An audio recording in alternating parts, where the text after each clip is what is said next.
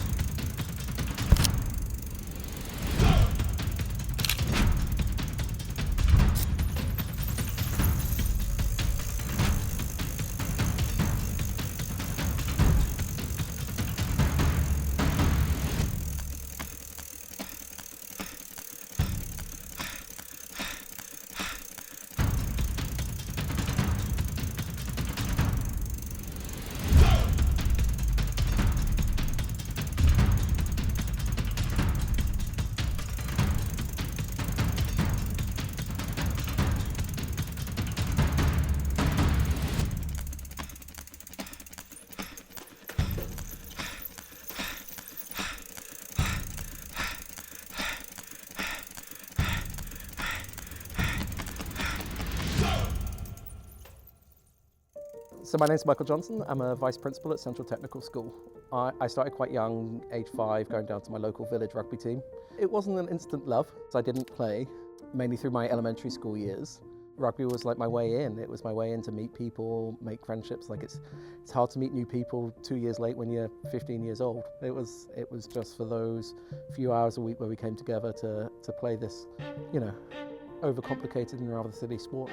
From there, I also started playing community rugby outside of my school environment.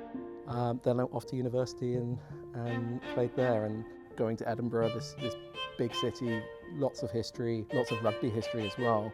Edinburgh was a very special place to play because we were one of the oldest rugby clubs in the world, and I loved that. Being in Edinburgh, the day-to-day things that were just getting increasingly irksome. I think a lot around kind of like class and social structure. I think it's sadly really ingrained in the UK.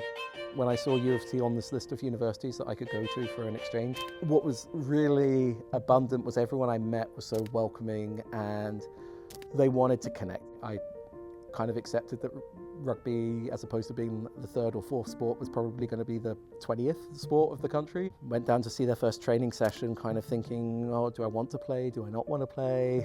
And just seeing these 25 guys practicing made me realize I had something to offer, and that, it's only a year and the season's short here. It's only 8 weeks as opposed to 32 that I was used to playing. So, let's give it a go. And 4 of those guys are my best friends to this day, 20 years later. But it wasn't until I met my now partner of nearly 20 years, and she kind of broke me out of the very small environment that I had, almost like the U of T airport, as I call it. So hi, my name is Martina Bitkova. I am Michael's partner and I'm an engineer. A classmate of mine was having a house party. I happened to walk into the kitchen and Michael sparked up a conversation. I did happen to come across my now partner, Martina. He said something funny, so it kept me there. But I think the funniness behind it, I noticed that it was clever, and that's what kind of kept me in the conversation. He's good at that. Once you showed me the city and all these wonderful neighbourhoods, when you scratch beneath that surface, it was a really endearing place to be. And then I think in February time we decided I would join her when I finished my exams in May. Coming back was hard, even for myself. It wasn't explicit, but I felt a little bit of like my responsibility to take care of him as well. It was a struggle. It was a lot of pressure for a young relationship. I always felt a sense of, it's kind of like an extra pressure. And it took us a while, I think, to find our feet. In a way, you find enjoyment out of it because it's an adventure. When I first came, it was I had a MA degree from the University of Edinburgh. I walked around with my chest puffed out thinking, I was the bee's knees, and it was rejection letter after rejection letter, if I even got a letter. And so you do become very dependent on your partners if you're lucky enough to have one. He's not able to start the career that he was hoping for. And what do you do with your time? But certainly I think it was hard for him to sit at home and watch me go to work every day and not know what to do next. So that uncertainty is something that's very, very difficult to deal with. For him, it was certainly a personal challenge to say that I've done everything right. Actually, it was through rugby. I had a friend that gave me a call and said, hey, I hear you're looking for work. So I showed up to this warehouse. They ended up giving me a job driving a forklift truck for the best part of a year and a half. The people I met along that road, again, very different walks of life from my own. A lot who were immigrants, just like me. A lot who had very good degrees from their home countries, just like me. Who were doing things that they were way too skilled for. It just became apparent to me that there's a deep flaw here around notions of skill, education, qualification, and there aren't sufficient pathways for people who are emigrating, especially without work experience as well. I kind of realized that as much as I've been guided away from teaching and stuff, why not go, let's look at some roots here. I always refer to it as my Cinderella moment, like it really was.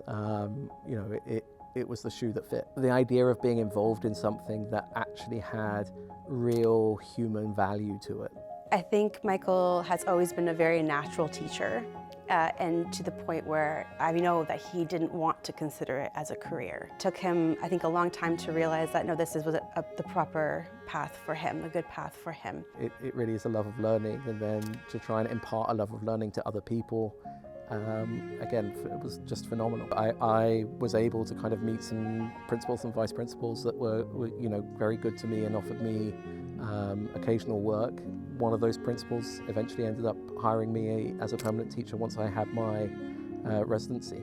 For me, it felt more seismic than anything else I had done. Even graduating university, those kind of milestone things. I mean, it was incredible. Just a great day, and I can't even remember the timeline exactly, but I think it was like the next day. Like we rushed, we got into the car and we drove to the border to cross it so that he could re-enter with status, and it was I'm tearing up, but yeah, it was really lovely. This was like life starts now, and it really felt like that. And I finally had all these pieces that often people struggle with in life in place. I have to be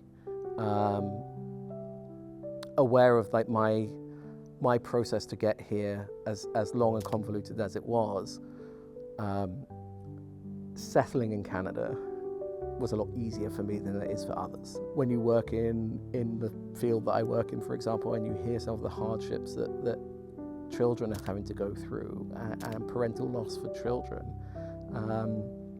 you kind of realize how fortunate I am that I had someone like my dad in my life for so long, and that my kids had it, in their life as a grandfather. So my dad was kind of actually, he was very reluctant when I went into teaching. My mum was a teacher, and I think he always felt she was never treated appropriately in teaching.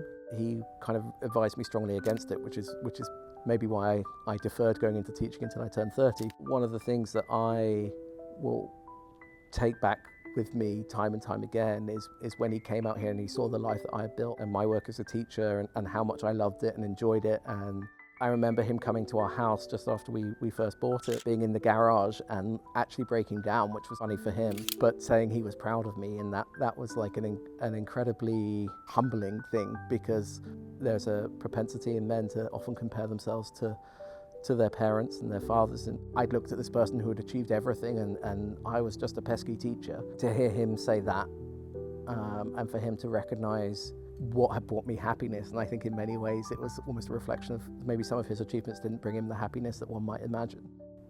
My dad was an interesting guy in the sense that he lived a pretty remarkable life.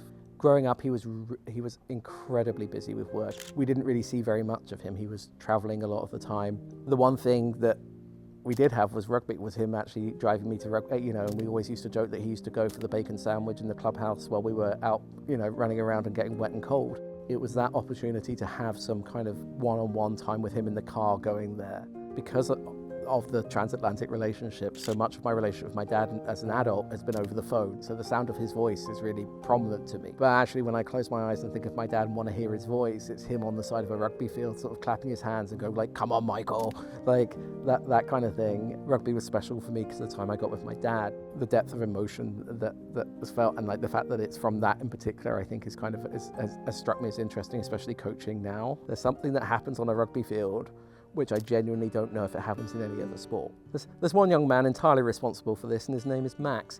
My name is Max Blackett.